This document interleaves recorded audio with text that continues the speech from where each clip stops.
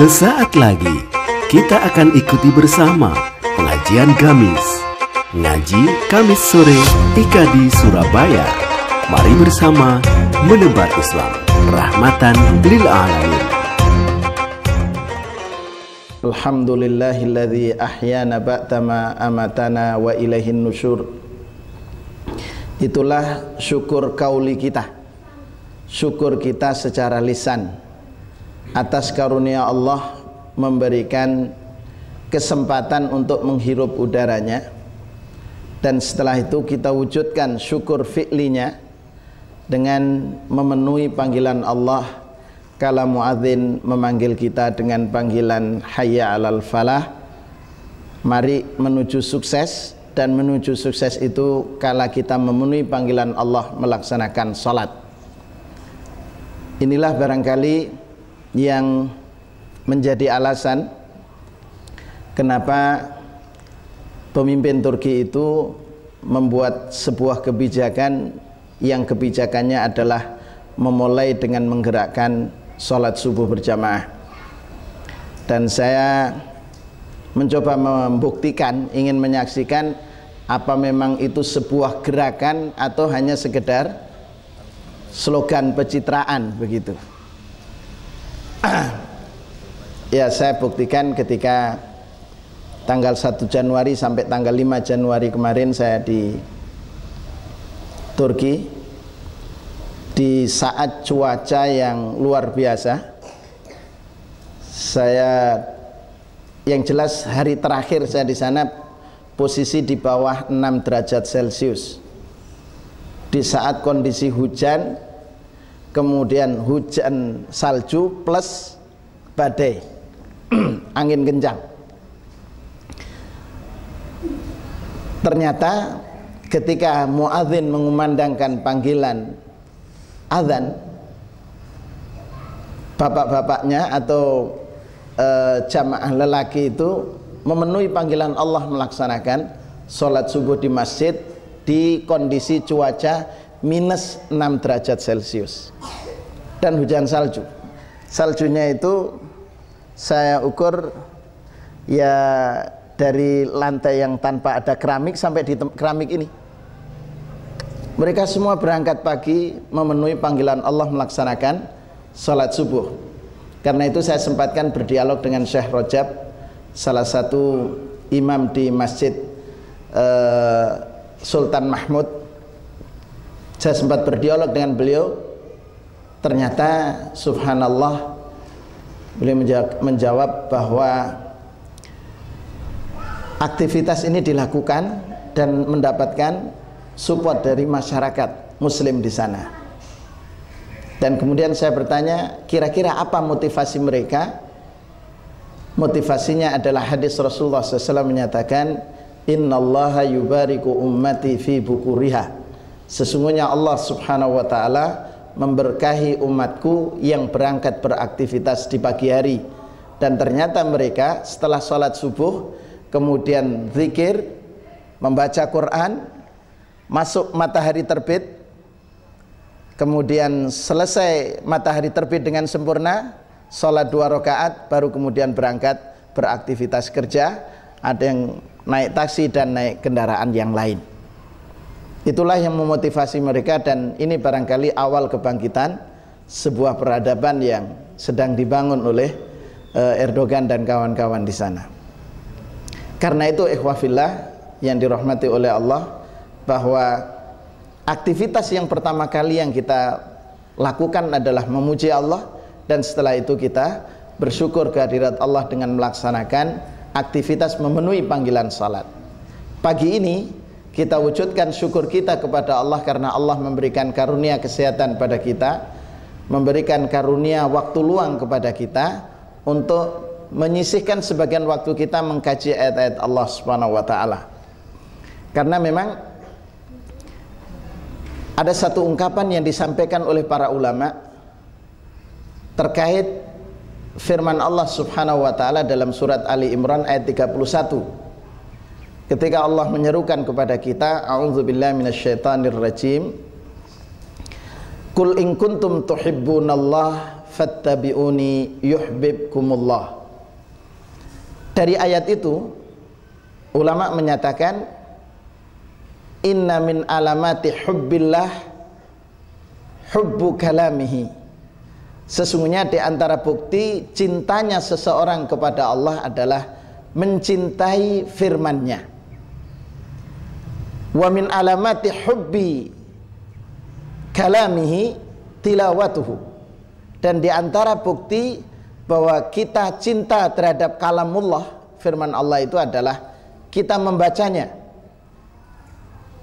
Dan yang kedua, wa min alamati hubbihi ta'ala, dan termasuk bukti kita cinta kepada Allah Ta'ala adalah ittiba'u sunnatihi, ittiba'u nabihi, yaitu mengikuti nabinya, yaitu Rasulullah Sallallahu Alaihi Wasallam. Nah, Rasulullah SAW memotivasi kita untuk kemudian mengkaji, membaca dan mengkaji ayat-ayatnya. Karena itu insya Allah kita berharap aktivitas yang kita lakukan pada pagi ini adalah kita ingin menunjukkan bahwa kita betul cinta kepada Allah, dan kemudian kita cinta kepada firman-Nya, kita cinta untuk membaca Al-Quran, cinta untuk memahami ayat-ayatnya, dan kemudian membuktikan cintanya dengan mengikuti perintah-perintahnya. Nah, pada kesempatan berbahagia ini kita akan mencoba memahami firman Allah dalam surat Al-Zalzalah atau surat Al-Zilzal yang Ibnu Katsir rahimahullah menampilkan sebab turunnya. Mohon maaf saya belum sempat terjemahkan. Sebenarnya saya semalam sudah mulai proses menerjemahkan sedikit, tapi berhubung ada informasi mendadak nanti harus menyampaikan materi yang berbeda, sehingga kemudian akhirnya ini saya tinggal karena saya harus mempersiapkan materi yang lain. Ya, ikhwafillah rahimani wa rahimallah, Al-Imam Ibnu Katsir menyatakan an Abdullah bin Amr qala ata rajulun ila Rasulillah sallallahu alaihi wasallam faqal akri'ni ya Rasulullah. Kata Abdullah bin Amr radhiyallahu, jadi Abdullah bin Amr ibn al-As, ayahnya seorang sahabat, anaknya juga sahabat. Ini menuturkan seseorang mendatangi Rasulullah sallallahu alaihi wasallam, faqala, kemudian beliau bertanya, menyampaikan, akri'ni ya Rasulullah, wahai Rasul, coba ajarkan kepadaku untuk membaca Al-Quran. Ada riwayat yang lain yang lebih jelas dengan lafadz yang diinginkan oleh sahabat yang datang kepada Rasulullah SAW adalah, wahai Rasul, tunjukkan kepadaku apa yang bisa mengantarkan aku menuju surga. Begitu riwayat yang lain mengucapkan lafadznya demikian. Qala lahu, Rasulullah sallallahu alaihi wasallam kemudian bersabda, iqra thalathan min dhatir ra. Kata Rasulullah, bacalah Al-Quran, ya, 3 surat Al-Quran yang dimulai dengan alif lam ra, yaitu surat Hud, surat Yusuf, surat Hijr, surat Ibrahim. Minimal dari 4 itu 3-nya. Kenapa? Saya coba mencermati kenapa di salah satu yang alif lam ra ini kan ada surat Hud. Rasulullah SAW ketika ditanya oleh sahabat, kenapa engkau telah beruban sangat banyak ubannya? Rasulullah mengatakan, sayyabatni Hud wa ikhwatuhu. Yang membuat saya beruban, kata Rasulullah, adalah surat Hud dan teman-temannya, yaitu surat Yusuf dan surat Hijr. Rasulullah SAW memerintahkan kepada sahabat tadi begitu. Faqala lahu rajul, orang tadi mengatakan, memberikan sanggahan, kabura sinni wastadda qalbi. Rasul, saya ini sudah usia lanjut, sudah syebeh, sudah di atas STW. Kalau kita ini kan STW, setengah tua. Ya. Oh, masih muda ya? Alhamdulillah, masih muda. Karena saya juga ketika ya semangatnya insya Allah hamasah. Saya pernah menemani salah satu jamaah umroh itu usianya sudah 75 tahun, tapi ingin napak tilas ke Gua Thur dan Gua Hira. Saya antarkan. Padahal ke Gua Thur itu kurang lebih ada 750 tangga. Sama dengan kalau ke Gunung Bromo itu kan 120. Ini 750. 2 jam perjalanan. Usia 75 tahun. Saya tanya, kenapa Pak? Saya ingin tahu bagaimana Rasulullah SAW sulitnya melaksanakan proses hijrah itu. Beliau seorang pengusaha, ayahnya ownernya Rabbani. Usianya 70 tahun, 75 tahun. Tapi beliau sampai ke atas. Di situ beliau meneteskan air mata. Rasulullah SAW itu berjuang untuk hijrah sampai seperti ini. Kemudian saya apa yang harus saya perjuangkan? Apa yang saya harus tunjukkan bahwa saya itu cinta pada Rasulullah SAW? Beliau menyatakan demikian. Jadi sahabat tadi mengatakan kabura sinni wastadda qalbi, kerinduanku itu sudah memuncak wahai Rasul untuk nanti bisa ke surga. Wa ghaludha lisani, karena usia saya sudah lanjut, kemudian lisan saya untuk mengucapkan membaca Al-Quran itu berat. Sudah apa nggak? Ya pokoknya berat lah kalau sudah tua gitu. Coba teman-teman kita dari DKI untuk suruh membaca huruf zal sama za, nggak ada beda, gitu kan? Sama juga dengan teman-teman kita Sulawesi, ketika mereka suruh membaca huruf zal dan sin itu sama, karena itu manggil ya ustaz, gitu kan? Bukan ustaz, ya ustaz, gitu kan? Karena memang begitu. Apalagi ini sudah usia lanjut, begitu. Karena dia mengatakan sudah, saya tidak mampu ya Rasul, karena banyak huruf ra. Qala faqra dzat hamim. Kalau begitu kata Rasulullah SAW, kamu baca aja Al-Quran yang di situ setiap suratnya bermulai dengan huruf Hamim, yaitu surat Asy-Syura, Zukhruf, Ad-Dukhan. Setelah itu dia faqala mithla maqalatihil ula, dia menjawab kepada Rasul seperti yang diungkapkan yang pertama tadi, yaitu dia mengatakan kabura sinni wastadda qalbi wa ghaludha lisani. Faqala, ini coba minta masuk surga, amalannya ingin sederhana. Faqala, kata Rasulullah, iqra' thalathan minal musabbihat. Kalau begitu bacalah Al-Quran yang dimulai dengan sabbaha. Sabbaha lillahi ma fis samawati wal ard. Ada surat As-Saff, ada surat Al-Jum'ah. Suruh baca itu. Faqala mithla maqalatihi. Sahabat tadi menjawab seperti yang dijawab pada saat pertama kali disampaikan oleh Rasulullah SAW. Ini sudah 3 kali. Faqala rajul, walakinni ya Rasulullah aqri'ni ya Rasulullah suratan jami'atan. Wahai Rasul, saya tetap menginginkan engkau mengajarkan kepadaku satu surat, tapi surat ini mencakup seluruhnya dan saya bisa masuk surga. Kata Rasulullah SAW, faqra'hu idza zulzilatil ardu zilzalaha. Kalau begitu sudah, suratnya pendek, surat Al-Zilzal.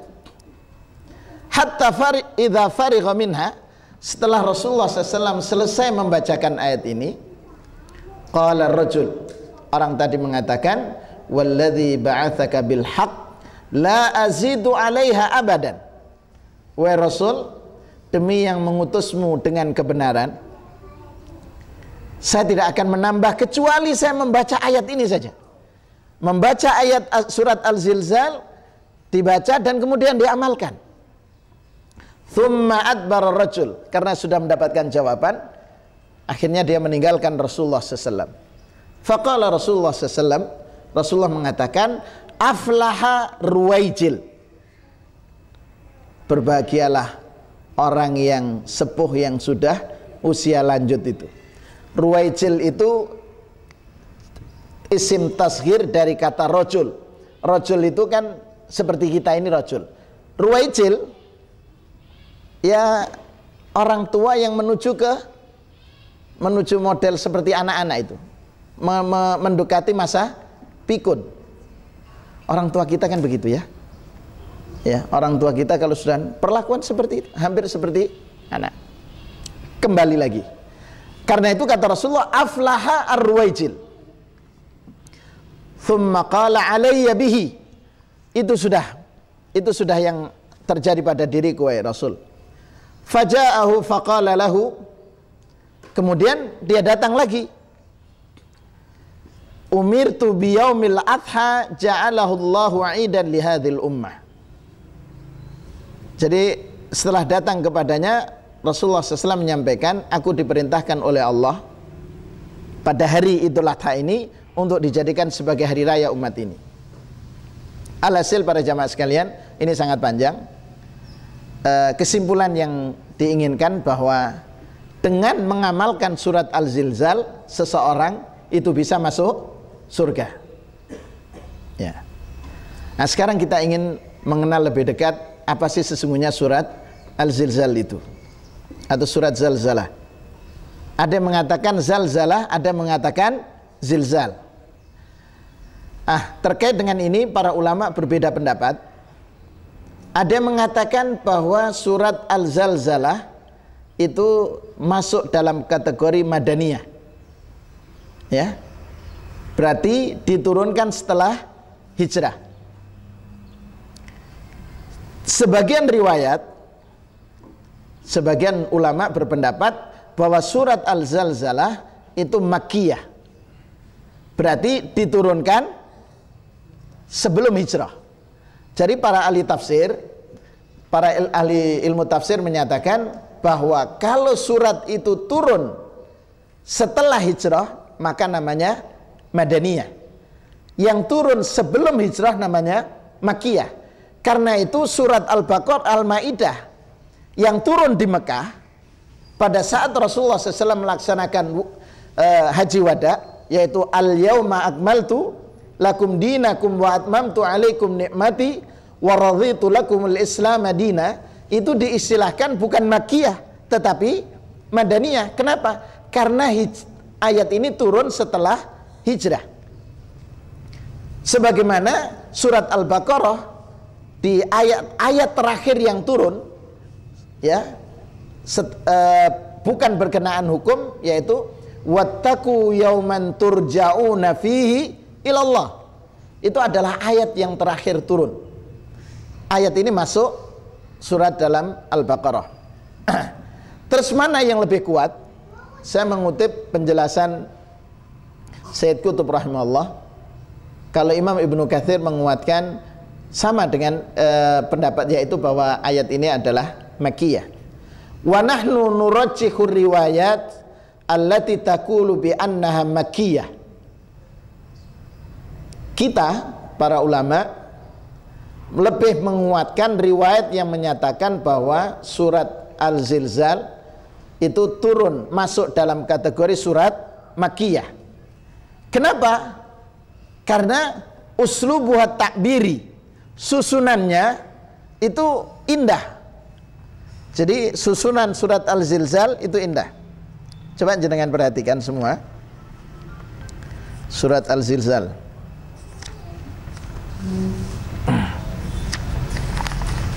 Saya katakan indah. Berakhir, jadi ada sajaknya. Bismillahirrahmanirrahim. Idza zulzilatil ardu zilzalaha wa akhrajatil ardu athqalaha wa qala al insanu ma laha yauma idzin tuhadditsu akhbaraha bi anna rabbaka awhalaha. Yauma idzi yasdurun nasu ashtatan liyuraw a'malahum faman ya'mal mithqala dzarratin khairan yarah wa man ya'mal mithqala dzarratin syarran yarah. Jadi bersajak. Iya betul, bersajak dalam bahasa Indonesia. Kalau bahasa Arab istilahnya qafiyah, bukan kopiah. qafiyah. Qafiyah itu akhir dari kata. Semua huruf H. Allah menurunkan ayat ini di saat orang-orang Quraisy Mekah itu pada puncak ketinggian sastranya. Karena itu Allah tantang mereka ketika mereka mengatakan bahwa Al-Quran itu bukan wahyu tetapi produk dari Rasulullah SAW sebagaimana disampaikan oleh orang-orang orientalis. Tapi kemudian orang-orang Quraisy itu tidak mampu. Mereka membuat surat dengan tentang dhifda, ya, atau al-fil, wa ma adraka mal fil, udhunuhu tawil, khurtumuhu tawil, jismuhu kabir, begitu. Itu mereka, al-fil, gajah. Wa ma adraka mal fil, tahukah kamu apa itu gajah? Udhunuhu tawil, telinganya gede, panjang. Khurtumuhu tawil, telalainya juga panjang. Jismuhu kabir, badannya besar. Tapi apa makna? Kosong dari makna. Sama dengan mereka ma ad-dhifda, kata. Wa ma adraka ma ad-dhifda, tahukah kamu itu kata? Itu cuman. Jadi mereka tidak bisa, padahal pada puncak ketinggian sastranya. Karena itu ketika di awal-awal dakwah yang dilakukan oleh Rasulullah dan Abu Bakar itu membaca Quran. Apa yang terjadi oleh orang-orang Quraisy? Mendengarkan, mencuri-curi pendengaran. Begitu. Kenapa? Karena keindahan bahasanya dan ketinggian sastranya. Kita tidak merasakan tingginya sastra karena kita tidak belajar sastra Arab. Iya, sehingga seperti biasa saja Al-Quran. Padahal sesungguhnya indah. Indah itu bahasa Quran. Nah, bagi mereka yang ingin memahami tentang keindahan Al-Quran, silahkan nanti belajar sastra Arab, sastra I'jazul Quran, ya. Karena itu kata Sayyid Qutb rahimahullah dalam Dhilalul Quran, wa nahnu nurajjihur riwayat allati taqulu bi anna maqiyah, karena uslubuha ta'biri, dari sisi susunannya, wa mawdu'uha, kemudian kandungan yang ada dalam surat Al-Zilzal, yu'ayyidani hadha, menguatkan pendapat ini. Jadi pendapat yang kuat adalah Al-Zilzal turun masuk dalam kategori Makkiyah. Sekarang apa sesungguhnya kandungan yang ada dalam surat Al-Zilzal? Ini saya hanya kutipkan saja dari tafsir Dhilalul Quran untuk yang ini. Innaha hazzatun anifatun lil qulubil ghafilah. Surat Al-Zilzal ini hazzah, menggemparkan, menggetarkan dengan getaran yang kuat bagi hati-hati yang lalai. Ini yang pertama, kandungannya itu menggetarkan. Yang kedua, hazzatun yashtariku fiha al-mawdu'u wal mashhad wal iqa'ul lafzi.